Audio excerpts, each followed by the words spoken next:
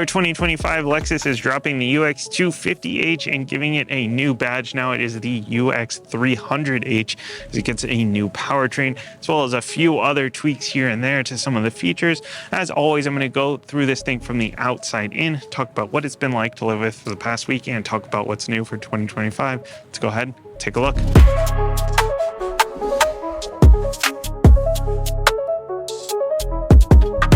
So underneath the hood here, this is where you're going to see the biggest change for 2025. This is why it's a 300H now instead of a 250H, because they've updated the powertrain here. So this powertrain here, this is the same one that they used in the Toyota Prius, but this is the first Lexus vehicle to get this new system. This is the Toyota/Lexus Hybrid System 5. So they've swapped out the nickel metal hydride battery for a lithium ion battery. It's a little bit more efficient. It's a little bit lighter. It is sitting up underneath the passenger seat in the rear, so you're not really taking up too much space with that battery. You can get it in either a front wheel drive or all-wheel drive form. When you get front wheel drive, you get the motor on the front axle as well as the internal combustion engine helping with that front axle. And then when you get the all-wheel drive system, then you add a second motor to the rear wheels. That is similar to how it was in the last generation, but again, with the different battery swapped out, the rear wheels here can get involved a little bit more than they could in the last generation in the 250H, because that rear motor last year could only pump out about 7 pound-feet of torque at its peak. This one can pump out about 62 pound-feet at its peak, about 40 horsepower. So it can get involved a little bit more. You can get a little bit more push from those rear wheels. Your combined horsepower here is going to be 196. That's up from 181 in the last one. And your efficiency here is a little bit better as well. Even with all-wheel drive, you're looking at about 42 miles per gallon combined. The front-wheel drive would get you about 43 miles per gallon combined, but for 2024, the all-wheel drive was right around 38 miles per gallon combined. So definitely a good bump in efficiency as well as power here. And then for your transmission, you still get an electronic CVT like we had in the last one. So it's not really like a traditional CVT with pulleys and stuff. It's a little bit less mechanically complex than that. So everything's electronically controlled. It builds power very well, is very smooth and very quick. And we'll talk about that a little bit more during the drive here. But very, very nice upgrade here in the powertrain.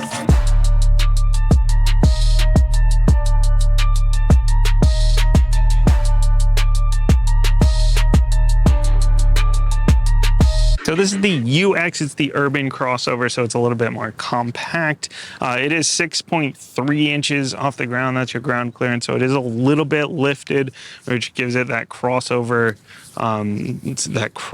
classification, but it is really a little bit more hatchback than crossover. Nice and compact, 177 inches overall, 104 inches on the wheelbase. Those wheels are pushed pretty far outward to help with that ride quality a little bit. Note that we are on 18s no matter what trim level. A lot of the times, if you go into the sportier trims, we'd expect like the F Sport design or F Sport handling to maybe have 19s, have bigger wheels. But in this case, you just get a different set of wheels, but they're still going to be 18s. You don't really lose any ride quality there. No matter what, you're going to be in all seasons. You're going to be wrapped in all seasons with run flats. They're going to either be Bridgestones or Dunlops. We've got the Bridgestone Turanzas here, but they are going to be all season run flats either way. Note this copper crest metallic color. This is new for 2025 for the UX. This has been available on some of the other models. I had the RX in this color, had the LC500 in this color. The LC500 in this color is absolutely gorgeous. It took me a little bit to sort of get used to it on these other cars, but I'm starting to come around on it. It's kind of a cool color. It looks a little sort of rose gold in the right light. Got this typical sort of Lexus line coming up through here, nice aggressive line. I really like the chrome through the mirrors here. The design in the mirrors is really nice. You do have LED turn signals in here. These are heated, and you do have blind spot monitoring in there, but if you want them to be auto dimming, tilt and reverse, and power fold, you have to get the F Sport handling package. A little bit strange. I thought that that would at least be available as an option on the premium trim. I feel like it should be an option. If you want to black this all out, you can get one of the F Sport trims and then you can get the special appearance package. It'll sort of black out all the window trim and the roof rails, your badge on the back as well, and then you get a different set of black wheels as well. For the door handles here, we've got touch to lock, you got touch to unlock here. Some things that haven't quite trickled down to the UX yet. The NX and the RX are switching to these other door handles now.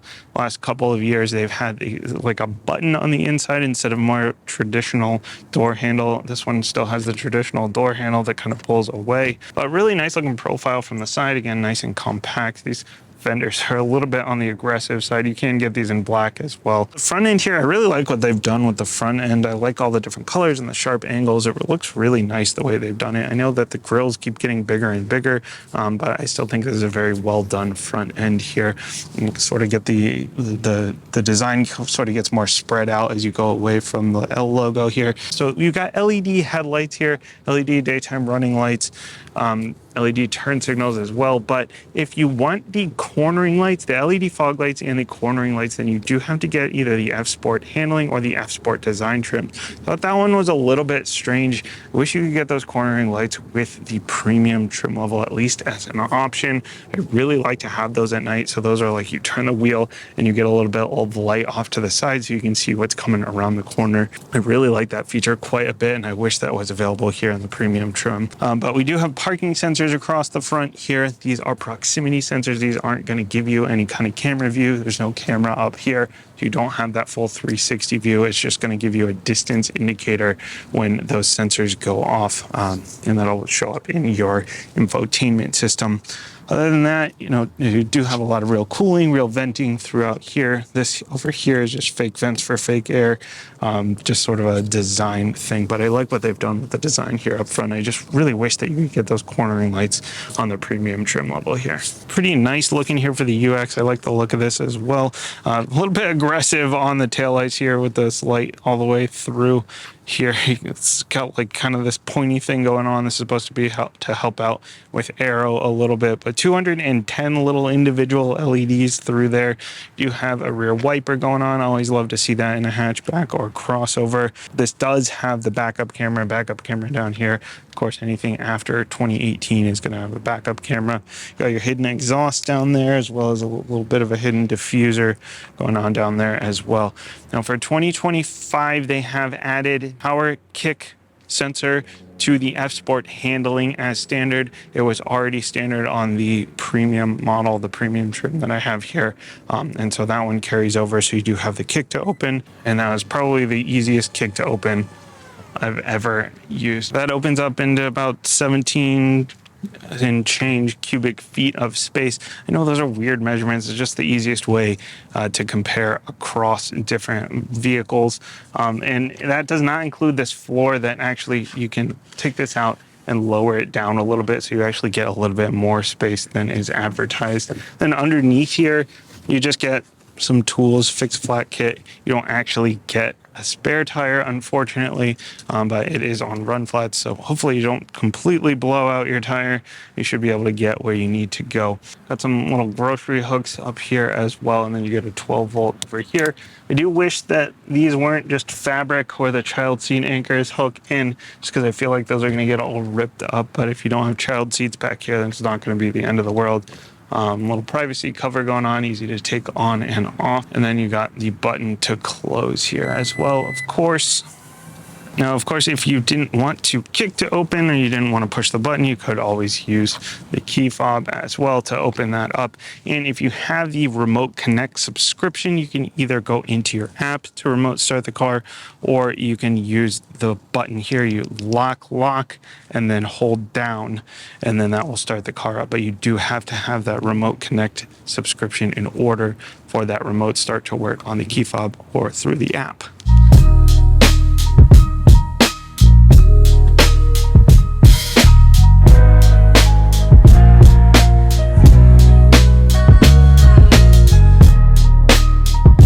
Comes to the interior of the UX, this is really a pretty nice place to be. This design is pretty much going to be consistent across all the UX lineup, but other than the F Sport handling. The F Sport handling gets a little bit of a different dash. This one has one that's it's supposed to be modeled after like a Japanese paper. It's called washi. I'm gonna totally butcher that, and I'm sorry, but it's a really nice pattern up here. It's gonna look a little bit different in the F Sport handling, as is the steering wheel, as are the seats. The seats are going to be a little bit more aggressive, but the rest of the lineup is going to look something like this. The new Lux leather, offered in a couple of different colors. These seats are actually, they're bolstered a little more aggressively than I expected. They're very comfortable. Other than the seat cushion, the seat could use a little bit more cushion. I think on long road trips, the seat could get a little bit uncomfortable. Maybe just bring a little cushion with you if you do go on a long road trip, but wish they had added a little bit more cushion there. Other than that, really hold you in well, but they're not super tight, like eating into your kidneys or anything.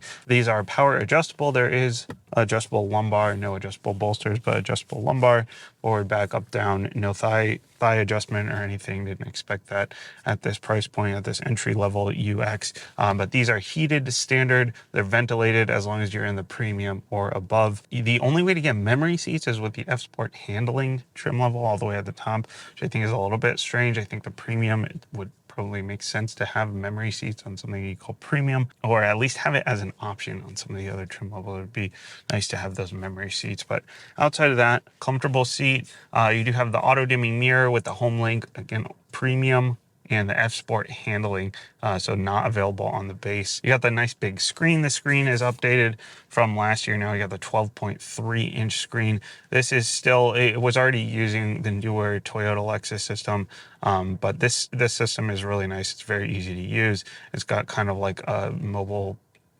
phone kind of layout here, where you just got the icons down the side.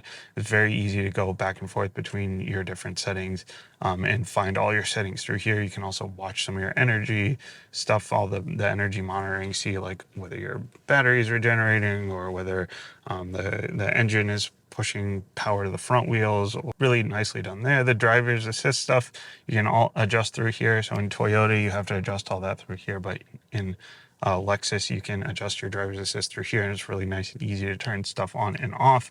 There's no ambient lighting through here. I was a little bit surprised by that, but again, entry level luxury, entry level into the Lexus crossover lineup here, so not super surprised, but a little bit on the surprise side.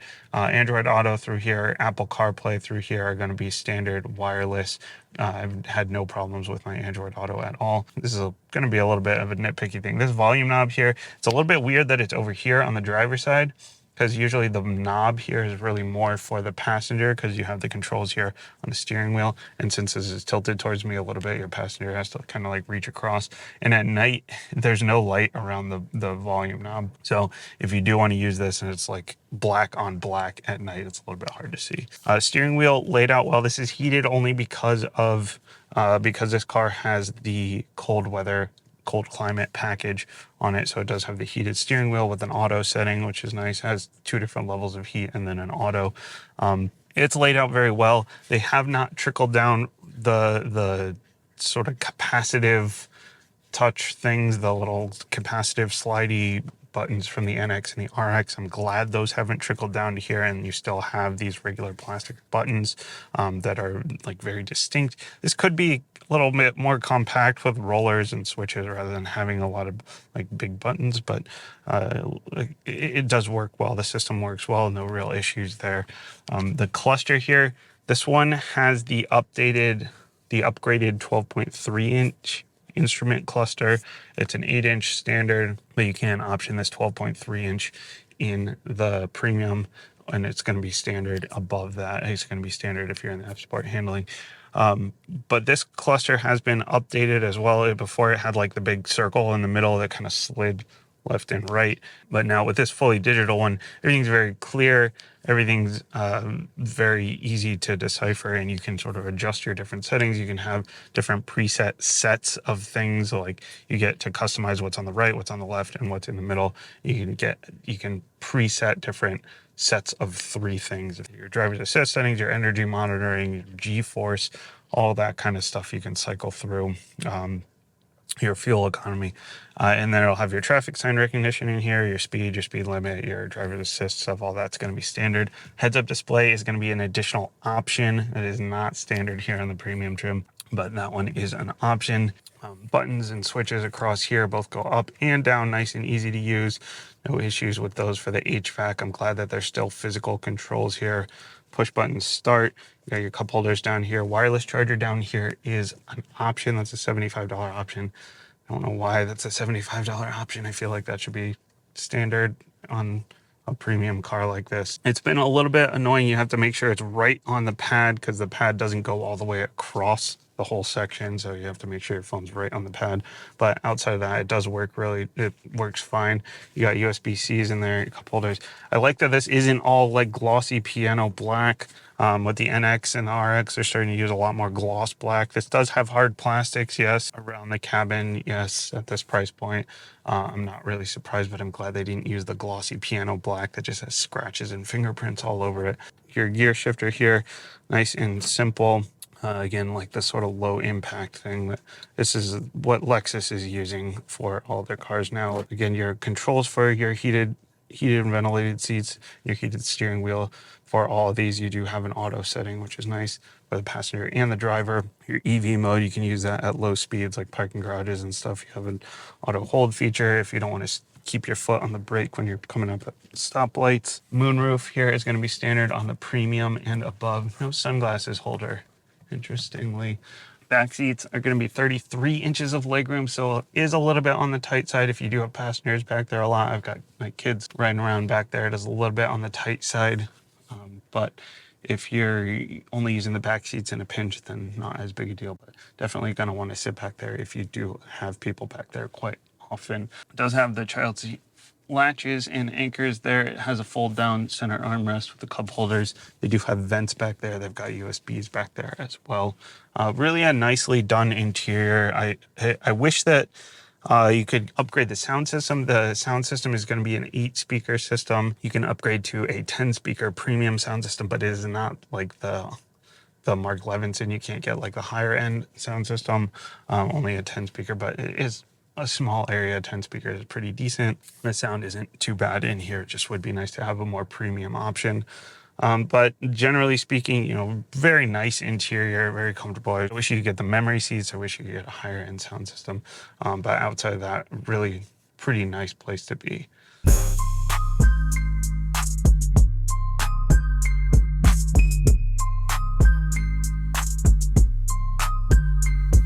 As always, I've been driving this car around for the last week, so I do with all these cars I review. And the 250h, I really liked the 250h quite a bit, but this is clearly an upgrade. This is a clear upgrade here, the 300h. The powertrain and the safety driver's assist features are really going to be the biggest things here.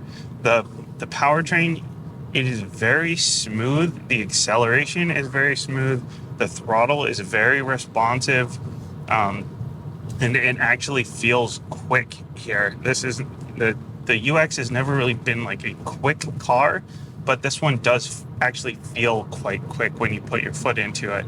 The throttle responsiveness is something that I really was very surprised about, as was that very, very smooth acceleration. Even if you put it up into sport mode, it'll be a little bit more responsive even, and it'll be a little bit more aggressive in terms of the transmission and stuff, but it's still very smooth to build power even in sport mode. It does get a little bit loud than NVH there. You can hear the engine a little bit more when you put it into sport mode and really get your foot into it, but most of the time here the engine noise is really pretty quiet. The road noise as well, the road noise is really the only thing. Well, it's the tires mostly. It's these run flat tires are a little bit on the loud side. I wish they would go with something other than run flats.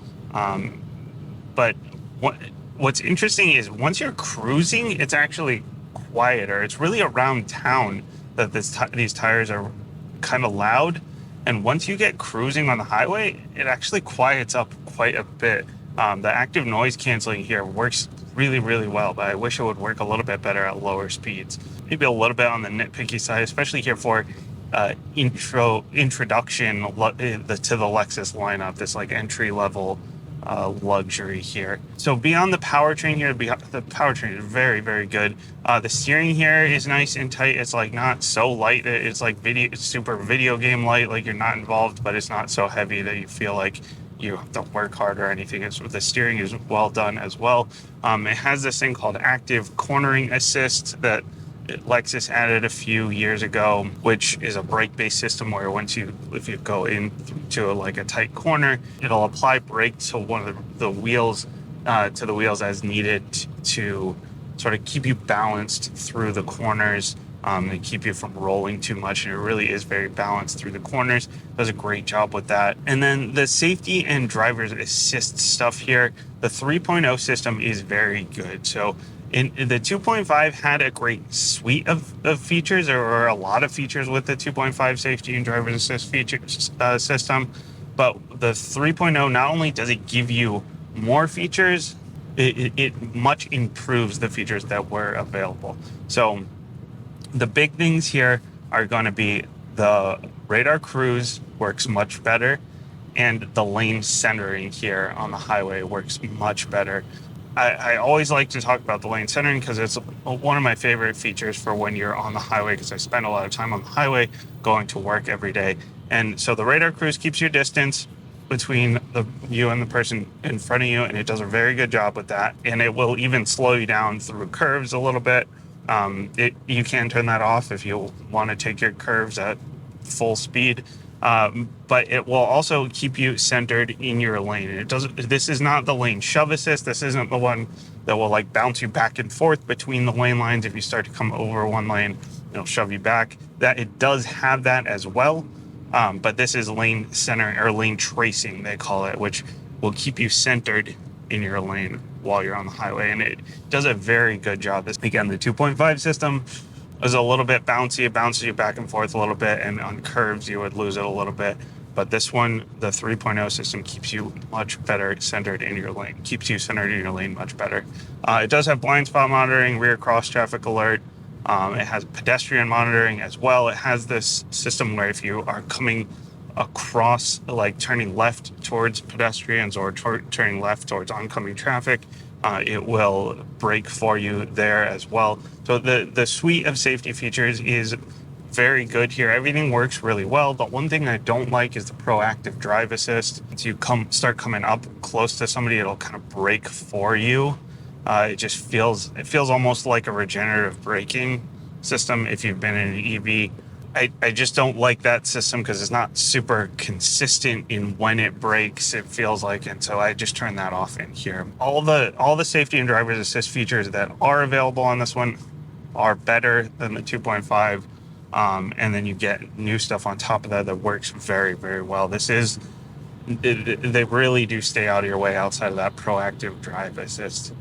And again, you can adjust things, you can turn off things that you don't like, and they will stay off. But the visibility all around is pretty good here. Mirrors here are great. No giant pillar. I mean, you do have the pillar here, but it's really not in the way too much. You don't have much of a blind spot here. And again, it does have that blind spot monitoring. It'd be nice to see the blind spot monitoring in the heads-up display as well as the gauge cluster here. But that's a little bit on the nitpicky side. It still does work pretty well. I do wish the nav worked through the heads-up display as well. That would be nice. Only the onboard nav will show through the heads-up display, not the Android Auto nav. You do have the different driving modes I mentioned. There's a sport, there's a normal, there's an eco. You don't have the adaptive variable suspension in this one. If you want the adjustable suspension, then you do have to go into the F Sport handling package, or the F Sport handling trim level here. That will also get you a Sport Plus and a custom mode. It would be nice to have that custom mode here, but honestly, the suspension, even this regular suspension that's not adjustable, is really very comfortable. It rides very smoothly. It's a very comfortable ride. The Sport Plus mode is definitely not really necessary for this car. It drives great in normal mode, and then in sport mode, if you really do want it to be a little bit quicker, a little bit more responsive, then the sport mode works great. I don't think this car needs a Sport Plus. We're going.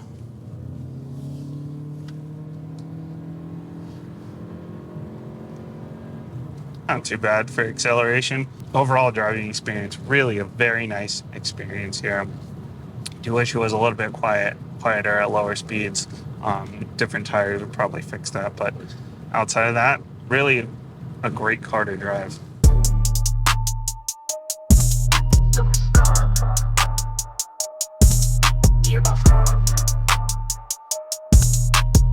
At the end of the day, the Lexus UX is really it. This has always been kind of my favorite of the Lexus crossovers. It's sort of entry level, which means it's a little bit more affordable, and it's more just compact. I like it for the city environment, hence the urban crossover name. Even without driving this back to back with the 250h, it's very easy to tell that this is a significant update.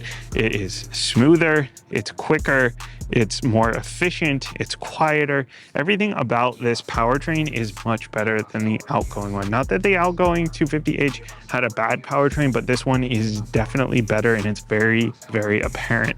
The safety system, the safety and driver's assist features are also much better. The 2.5 system is fine, but the 3.0 system is much, much better.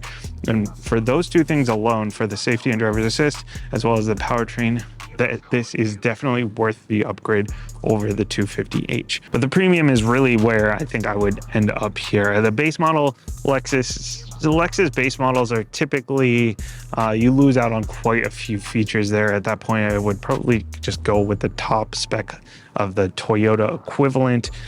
So here with this one, I would pick the premium. Sure, you can get the F Sport design if you're into that, the design elements. It is nice that that one is still on 18s. At least you don't go up into bigger wheels and lose that ride quality. I would be very happy living with this car day to day. If you do need a little bit more space, that's really about the only part where it's kind of more of a deal breaker. If you need that back seat space, I've got kids that I'm hauling around all the time, so it would get a little bit tight for me. But outside of that, if you're daily driving, it's usually just you and you just need those back seats in a pinch, then this is definitely a great option. I like this car quite a bit, and I would be very happy living with this thing. As always, thanks for watching. Let me know what you think about this car down in the comments, and I will see you next time.